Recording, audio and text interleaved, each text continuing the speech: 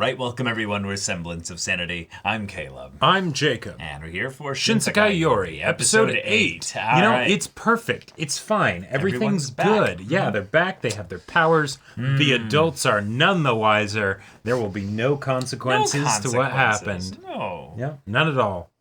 That's right. That's it.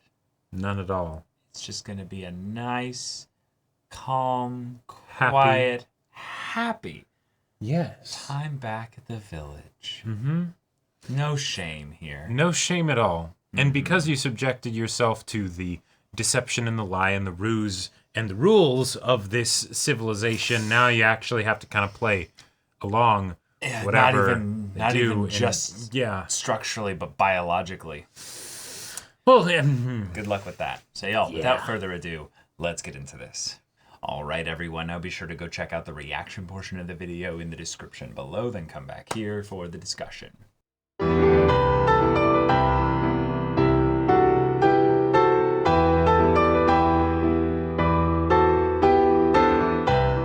Okay. Well, 2-year time skip. Yep.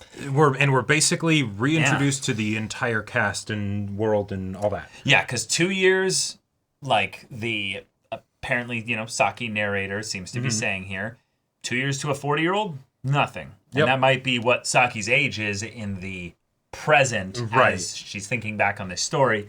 But to a 12-year-old going to 14, you hit puberty. Yep, all sorts of shit happens. Your internal world changes dramatically. And then if you add psychic powers on top of that,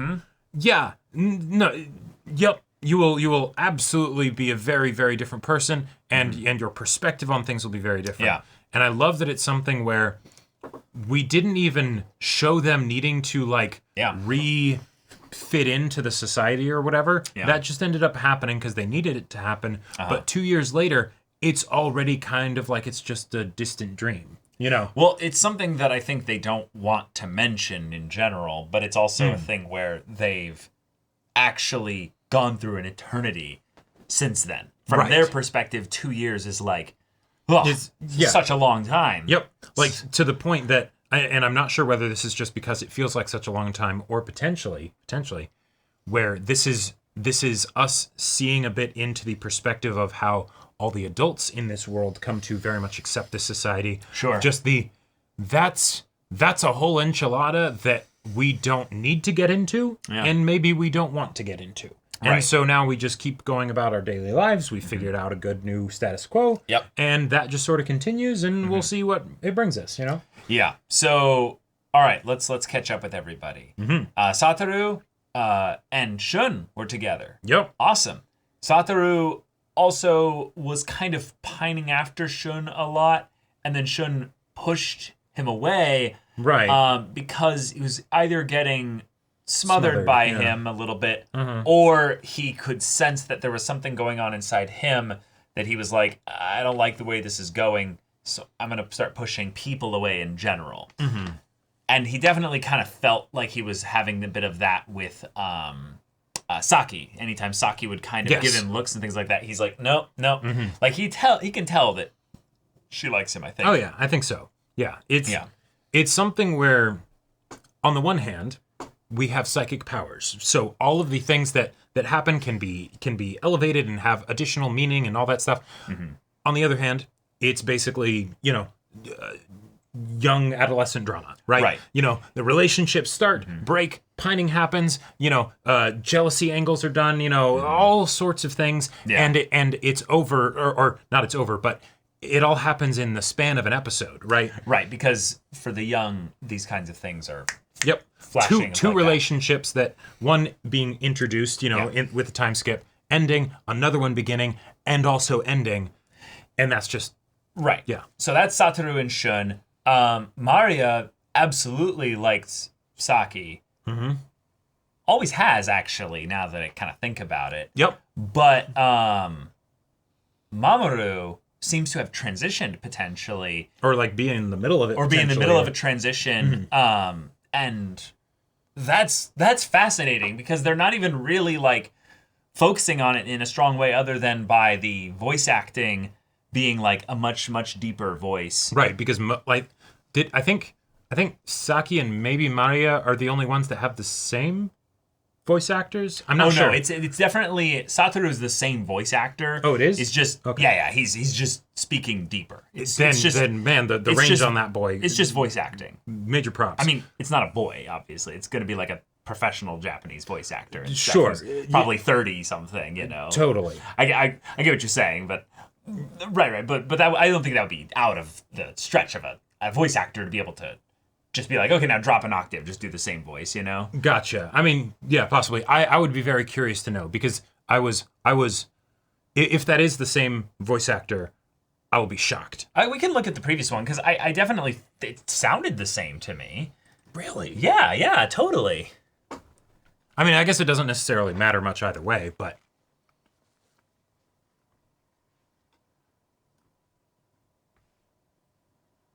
yeah, so right, that's his voice in the previous episode.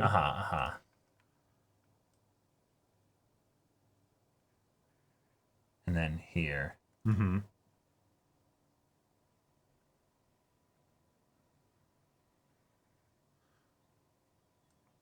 Yeah, okay, yeah, it's the same guy. It's totally the same guy. Yeah. Yeah, I think it's just the thing of where when you give, really good voice actors basically like, hey, this is going to be part of your character. Mm-hmm. So design the voice in such a way that when you do their younger version, you'll be able to age them up and have it work in an aged up version. Yeah, because yep. that's something that I've always wondered if voice acting is something where you've ever like had a character grow up in the span of a story and you had to do even their like adult voice. Totally. Like their like old man voice. Could you do it? Because that would be amazing if you could actually like have that be done, because then the audience would hear it and be like, yeah, that's clearly the same guy. I can feel them growing up as opposed to needing to have like a single transition point where then all of a sudden that's their static voice forever. Right, exactly. Right. It's like the okay, just at whatever the puberty moment is in their flashbacks at that point, change the voice actor and then that's it. Yeah. But yeah, love is in the air. They're it's enjoying, complicated and wonderful, and they're enjoying being young and getting to explore what it is to be sensual with each other, and they're also, of course, a bit blasé to the way their actions affect and potentially hurt others around them. But because they've all been close, because of not just their shared experiences with the past scary stuff, but they've also grown up together. So it's being very, very casual with each other. In some ways, that can be a lot of fun. Yeah, in some ways, that Mamoru might end up just sort of having a bit of a rough time with. Right. My heart goes out to you. I love that it was something where they basically just it wasn't ever officially like said, but it's pretty clear that that's probably what's happening. Yeah. And given the fact that they have psychic powers and everything, that could be something that would be very easy to do. We see them practicing with like certain like techniques and stuff that they're doing, but I wouldn't even be surprised if this was just one of those things where it's this is how Mamoru sees themselves. Yeah. And so that starts to happen just because psychic powers, there you go. Right. I could totally see that. That even plays in a little bit with the idea that psychic powers in the past got so crazy powerful that people ended up being programmed to have the death of shame. Right, like if that kind of stuff can happen, that's way harder, I would say, on a gender scale. Transition. That's nothing, right? Exactly. Like that would be absolutely nothing. So the idea that we are now seeing all the characters go through a transition, if you will, into the early stages of being adults. And what does that feel like? And what does that lead you to doing or feeling? Well, for one, it puts you into a situation where you are not always going to have easy times connecting because you're each going through different shit at the same time. Right. And it's not easy for them to communicate it because, well, they're still learning how to communicate on top of all of that stuff. They're 14, Right, exactly. Yeah. But then it's not just the whole situation of who are they themselves and all of that stuff, and how do they interact with each other, but then also how do they interact with society. There's there are places within it that seemed so solid and concrete before. Now it's kind of getting topsy-turvy, right? The fact that Shun was someone who was potentially having an issue with, like, the strongest psychic out there that was coming in, potentially even to observe him specifically, if, like, he was this famous, you know, if Shun was this well-known as, like, being a prodigy and, you know, an up-and-coming, you know, hopeful, whatever. And then, no, he catches him on a bad day. Some psychic tremor thing happens, whatever the fuck that was. And then he immediately leaves. Like, that gave me the vibe that Shun might have been, like, low-key, potentially, like, about to attack him or something. Yeah, like there was a little psychic clash or something. And it was probably the fact that, like you were saying, he was experiencing a mild form of the death of shame. Afterwards, after that, because it was aggression towards another human, even if it wasn't, like, enacted or something. It's what do they use this term a lot in anime?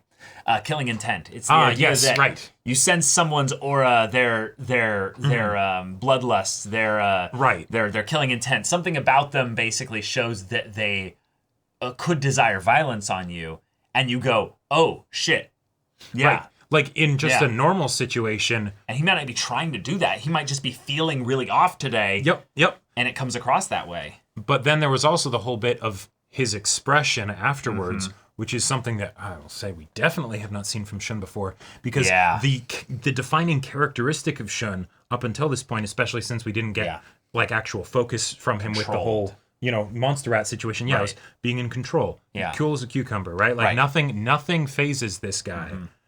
And then all of a sudden, no, something very much phased him. Something happened here. And I'm not sure whether that's something that is, like, all the internal things of puberty and, you know, relationships and all of the stuff that's happening, compounded by the fact that he went from essentially kind of never failing to all of a sudden being given a really impossible task. Right, and he doesn't know how to handle it. Yeah. And there's a part of me that wonders how much of this stuff is intentionally orchestrated by the society. By the adults, Because since this is a functioning, stable society right now, for all its problems, right?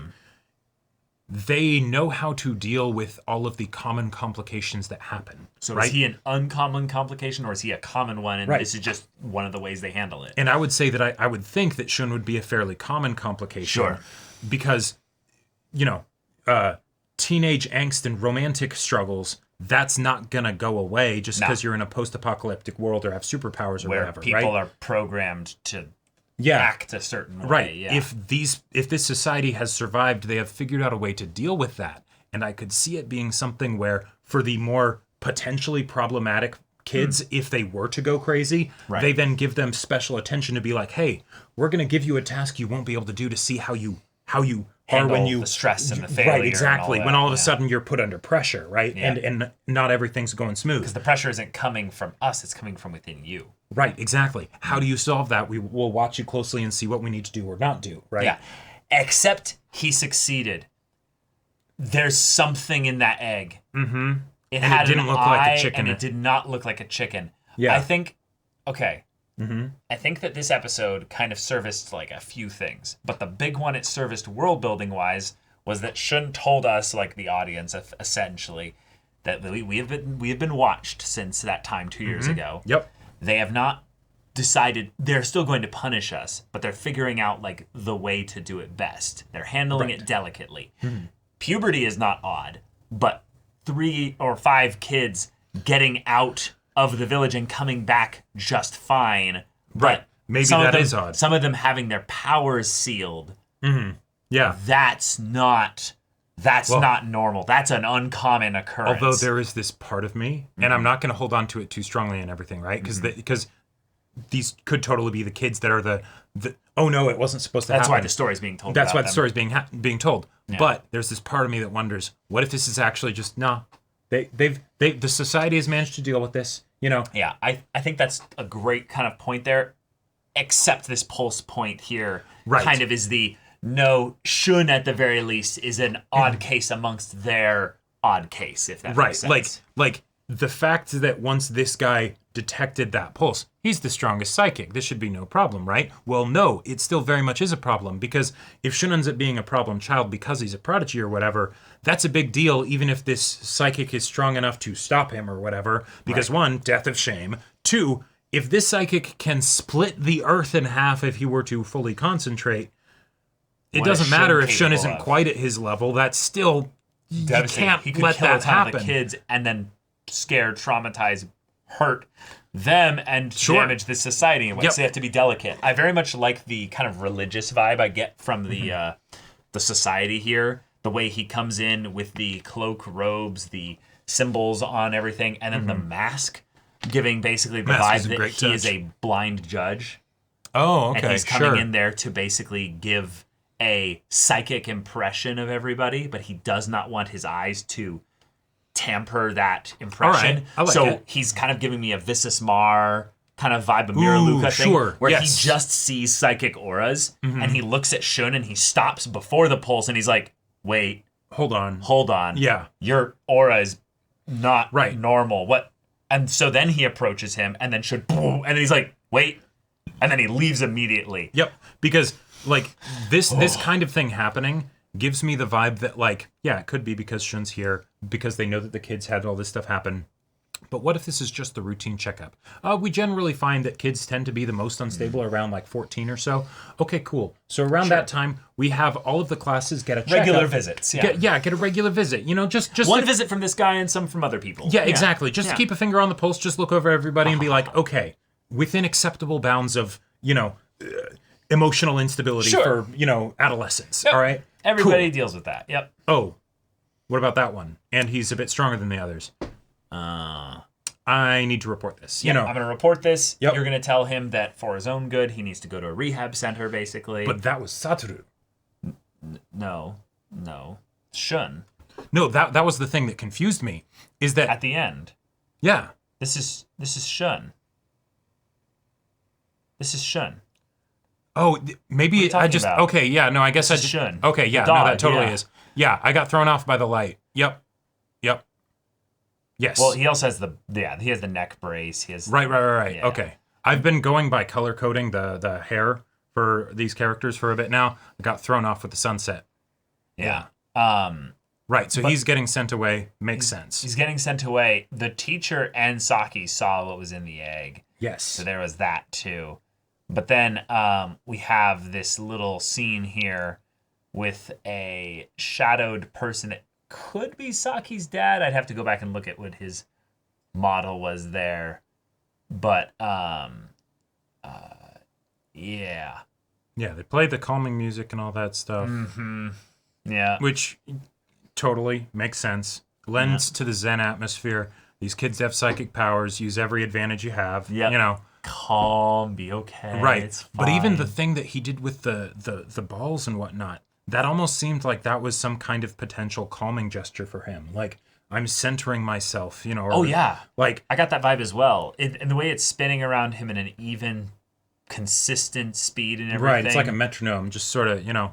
Yeah, keeping him regular, you know? Yep, which, hey, that kind of stuff can be very helpful. Your mind and body don't like to be out of alignment, so if you do little things, for one, it can influence the other. Yeah. Awesome. I liked the way he smiled to Saki of like, hey, I know you're scared, but I'm going to be okay. Right. I have a very good, like, short-term vibe of the way this goes with Shun. Mm-hmm. Long-term, I feel like it's more of how this spills out into the group, you know? Yeah, because I feel like Shun is the capable one who, while he might fall in the long-term, and that's what the whole, what are they called? Oh, there's so many things we have notes here. The ogres and karmic demons and all that stuff? Yeah, like a karmic demon, basically. Yeah. I very much get the vibe that if any one of them is going to become one, it would be Shun. It would be Shun. But I feel like it's almost good that Shun is the one that's like the emissary of the difficulties and consequences that will come about now that they are starting to do things based on what they did then. Because we were thinking before this episode started, well, the consequences, there will definitely be some. And then we're like, be like a 2-year time skip. And we're like, wait. Oh, shit, this changes things. And he brings it up almost like pointedly to the audience of like, no, they didn't forget. And they know that we had our power sealed. And the punishment is coming. That was the bit that stuck out to me the most. Because it's not just that they know, and that Shun knows, and that he's communicating that they know. That's all very good stuff. Yeah. The punishment is coming. They've reintegrated. What kind of punishment does there necessarily need to be? If anything, maybe Shun is an example that they haven't been able to fully reintegrate, you know? Yeah. Because he's having these issues. I think the idea is that from the standpoint of the adults, they will never fully be integrated until they become adults. Meaning that... And when are you an adult? Well, no, really. Like from the standpoint of at what point do the adults get the real curriculum? You know what I mean? Sure, they've graduated high school, and it's okay, now we can trust you with the advanced courses or whatever. And that's, I think, what Shun is they take kids where they're like, do we want to put you on the accelerated course? Sure. And we're going to test you. It's going to be tough.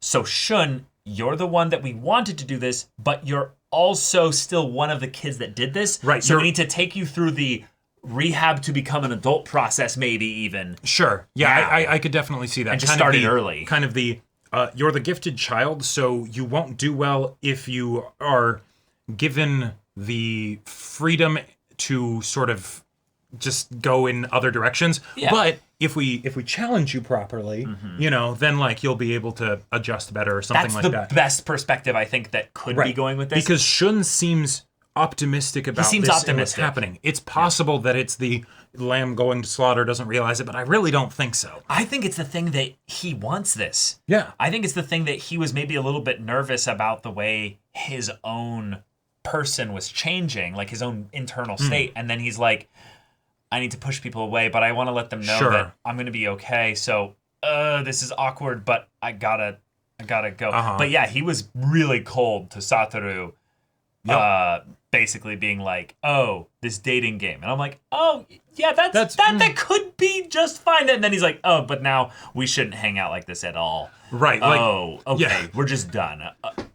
Okay, it's just a really rough breakup. Okay. There were elements of the way that the kids interacted in this episode where I was like, hey, this seems like some potential real benefits of the society, making it be something where they are allowed to realize that the world isn't ending just because things feel crazy or whatever, right? You know, you can mess around and have fun and just sort of figure out who you are and stuff, right? This is a safe place. Yeah, exactly. Yeah. But then no, let's not see each other anymore. It's like, oh, okay, there's the little bite of being a the dumb teenager, taking everything too seriously, you know, when you're young and you don't know what's going on, you know. Right. So, but all right. I mean, yeah, this is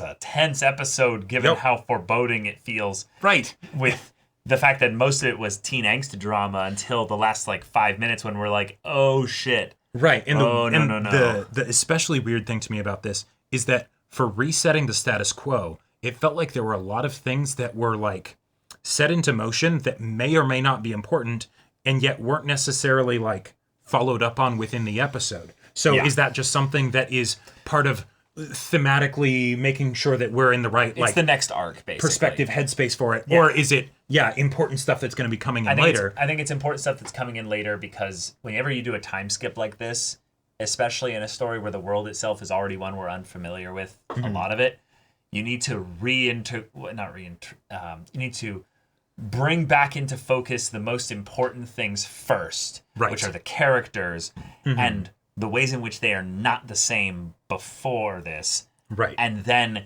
give them each directions so that when we go and follow up on each of them, we don't have to focus on all of them at a time because we know that while Saki is going this way, Mamoru is going this way.